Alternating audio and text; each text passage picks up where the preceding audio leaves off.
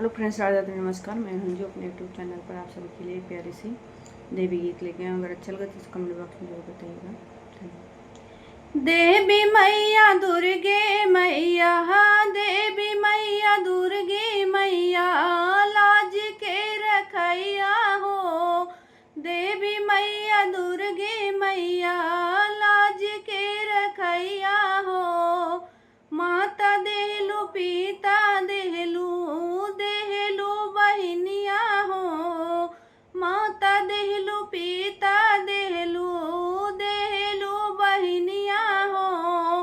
देवी मैया भैया दैदा राखी के बंधैया हो। देवी मैया भैया दैदा राखी के बंधैया हो। देवी मैया दुर्गे मैया, लाज के रखैया हो। सासु देहलू ससुरु देहलू देहलू ननदिया हो। सासु देहलू ससुरु देहलू देहलू ननदिया हो। देवी मैया देवरा दैदा होली के खिलैया हो। देवी मैया देवरा दैदा होली के खिलैया हो।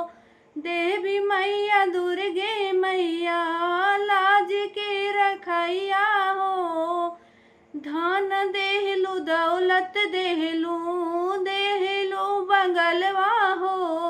धन देहलू दौलत देहलू देहलू बंगलवा हो।